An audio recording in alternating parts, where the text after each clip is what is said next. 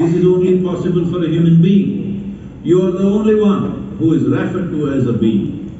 We don't call a tiger being, an elephant being, an ant being, no such thing. Only you are referred to as a being because you are supposed to know how to be. Don't do that. You are supposed to know, I said. I did not say you know.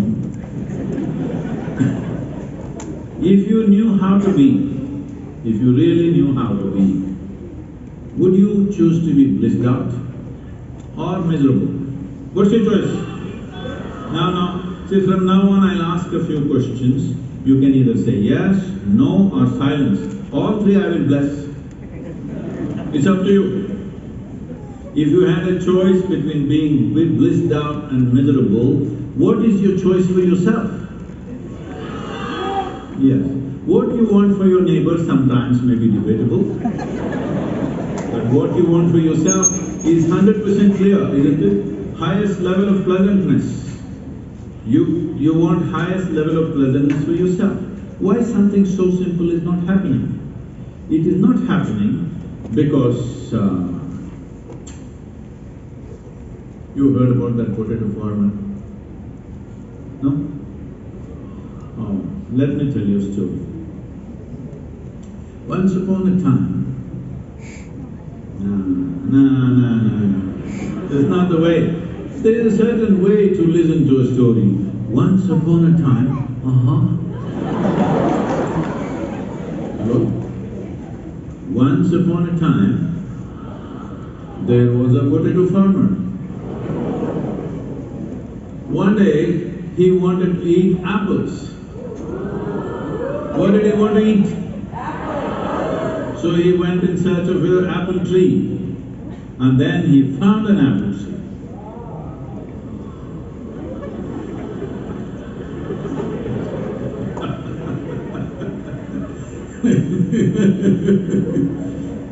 Now, he went to the apple tree, but being a potato farmer out of sheer habit, he started digging the ground for apples.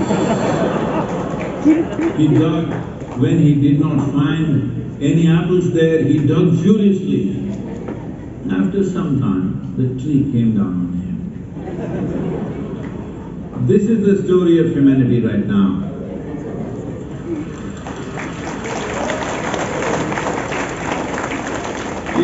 These things have happened. These things which are fundamental to our existence are being destroyed not because of some evil force. This has happened in search of human well-being, in search of human happiness above all. In pursuit of happiness, we have done this. Now I'm asking you a simple question.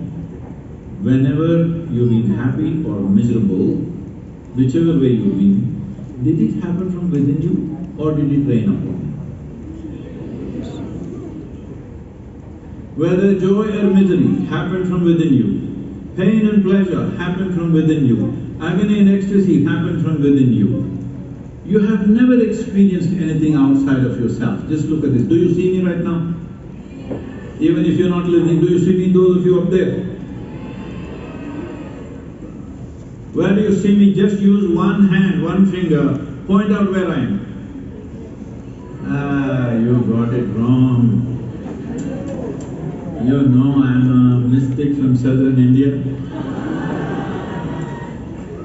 Right now, this light is falling upon me, reflecting, going through your lenses, inverted image in the retina. Where do you see me right now? Within yourself. Where do you hear me right now? Within yourself. Where have you seen the whole world? Within yourself. Have you ever experienced anything outside of yourself? So, in search of happiness, if you start digging the world, it's a never-ending digging. So, some people were telling me it seems there are some 300 planets, just like planet Earth with the same kind of atmosphere and possibility of life. Some of these planets are 10 times larger than planet Earth. So, they want to go there, we must make a mission, unknown planet, whatever. but these planets are approximately 300 million light years away. I said, please, you go. It will solve many problems. But I want to tell you that if these 8 billion people are given one planet each, as long as they're in pursuit of happiness, they will destroy all the 8 billion planets. They need just some time, that's all. Yes or no? Because what is within you, if you start seeking outside, you will destroy everything. This is all it is. In search of human happiness, this is the consequence we've produced, where the fundamentals of our life is now in a big question. See, how many of you have your own children? You can tell me, it's okay.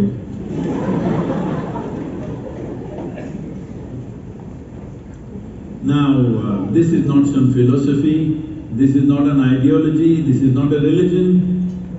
It is intrinsic within you. You want your children to live better than you. Hello? Huh?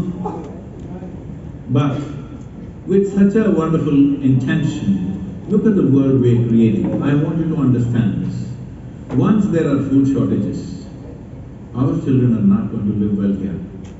Whatever wealth you have given them, whatever education you have given them, whatever you have given them, our children are not going to live well here because there are certain serious conditions which are evolving very quickly. By 2032, it's expected 3.5 billion people will be water stressed. That means daily drinking water will be a challenge. You think people can live well with that? By 2045, they are saying 40% less food. This is not alarmist philosophy. These are being spoken by very responsible scientists, and I have been in communication and contact with them. They are all just frustrated because nobody listens to them. And when I was in Rome, and all the top scientists, some of the big, large UN agencies related to soil and agriculture all there, and I was talking to this group of scientists who have invested their life in soil studies. So I told them, see, you must excuse me because I'm starting this campaign, and here you have spent your lifetime studying soil. But I'm not only going to make this simple, I'm going to make this simplistic. Is it okay with you? Not you, you're not a scientist. But these scientists in one voice, they said, Sadhguru, simplistic is the way forward, because we have produced thousands and thousands of pages of research. Unfortunately, the governments don't read it, agriculture ministries don't read it, even the academics and universities are not reading it. Because about every aspect they have produced hundreds and thousands of pages. Who is there to read it? Because everybody has taken certain things on the planet for granted. One of that is definitely soil. Just 5 months ago, 6 months ago rather, when the world congregated to talk about climate change and global warming, whole world was there for 2 weeks. Everybody responsible in various governments, everybody was there. But after that, I spoke to many environment ministers in the world. Everybody saying, Sadhguru, nobody even mentioned the word soil. Why is it like this? I said, see, I don't want to get into the politics of it.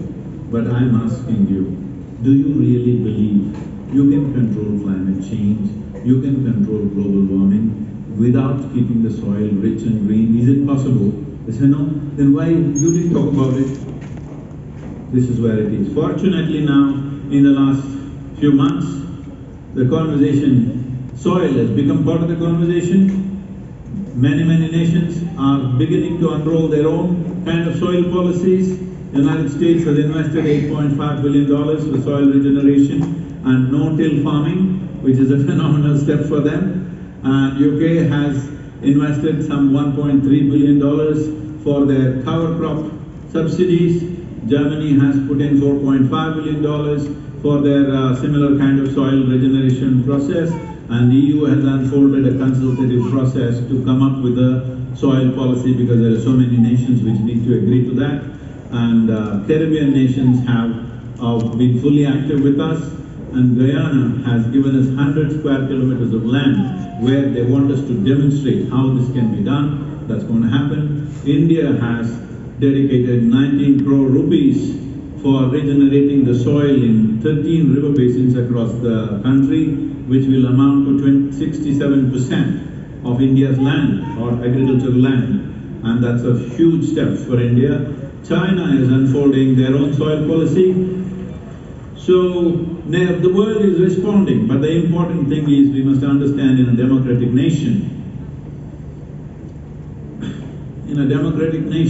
who are the leaders? You are the leaders. So, it's important that you don't think somebody else is going to do it. I want you to understand the simple mechanics of democracy. We elect somebody who is willing to take the trouble of doing all the things.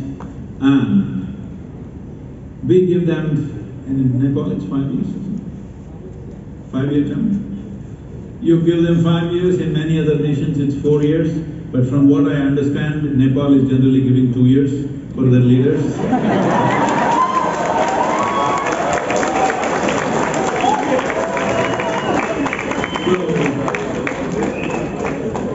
So if you give them 5 years, I want you to understand the nature of this job. You give them 5 years and they are supposed to do many things. Running a nation is always a complex situation.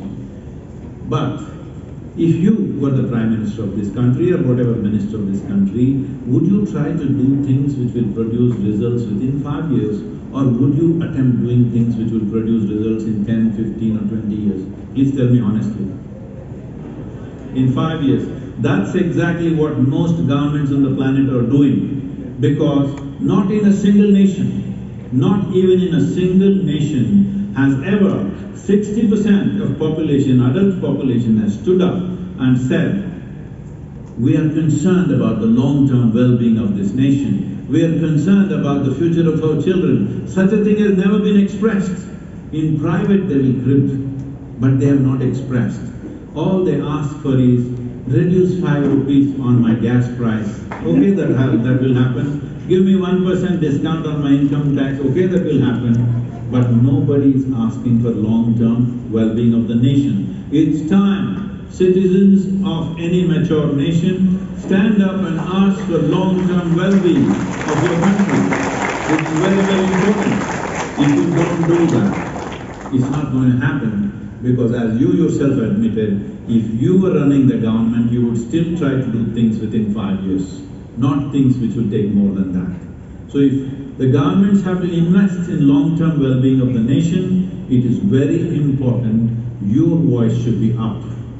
Your responsibility is not just hope, your responsibility is your voice. And today, fortunately, because of technology and social media platforms, you can sit at home and raise your voice.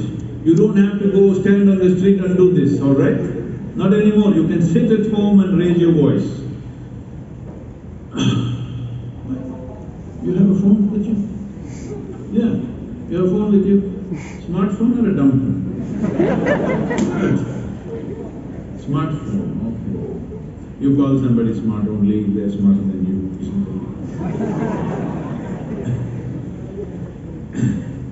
Now, this phone is not just a simple thing for you to send some silly messages. That also you can do. I'm okay with that. But this is a powerhouse. If you have any sense of love and responsibility in your heart, this is a powerhouse sitting at your home. I'm just saying, one of you, sitting at your home, if you're really committed, just one of you can reach the entire world. That kind of power you have. That's the instrument you have in your hand, all right? If all of you get together, can anybody stop you? If all of you get together, can anybody stop you? No. First thing you need to understand is this is not a protest, this is not an agitation, this is not expressing our anger and resentment about who did this, who did this. All of us have done it knowingly or unknowingly. We must understand this has happened, and this has happened not as a negative thing, with best intentions this has happened. Because many of us are alive today only because of fertilizers and chemicals. I want you to know this. For those of you who have fancy ideas in your head about organic farming, natural farming, this farming, that farming, I want you to understand, most of us are alive here today only because chemicals and fertilizers. If we take away chemicals and fertilizers today from this world, our food production will come down to 25% of what it is right now. That is death. So, as a generation, we have been able to feed this many people. In the beginning of 20th century, we were just 1.6 billion people. Today, we are inching towards 8 billion. We have been able to feed this many people only because of chemicals and fertilizers. We have crossed famine situations only because of this, but at the same time, we have damaged the soil significantly. Significantly, we have damaged the soil. So our time has come as a generation, we turn back. Turning back is not with fanatical ideas, ban the fertilizer, ban the chemicals, that is not the way. If you raise organic content, the need for fertilizer will start sliding down naturally. We must be patient enough to do that. Fanatical ideas of urban people, I'm saying, it's only urban people who are talking about organic farming, natural farming, because they don't do farming. You go and ask a farmer, try to grow his crops without fertilizer, without pesticide, it will be zero for him. So, let us not say things which are irresponsible. All of you young people must educate yourself about soil, okay? Wherever you go, at least for 2 to 5 minutes, you must be able to speak with some sense about soil. It's very important because as a generation we have this challenge in front of us, but as a generation we have this privilege that we could be that generation which turned back from the brink of a disaster. We don't want to be that generation which walked into the disaster and cry about it. I'm saying this because we have this propensity that we keep walking into disasters and keep crying about it every time. See, when World War I happened, everybody said, this is enough, no more war. We formed League of Nations and da-da-da. No more war. Within 25 years, number 2 happened. All right? And after World War II, when the most horrendous things happened, we said, no more war at all, this is it. United Nations, and we will start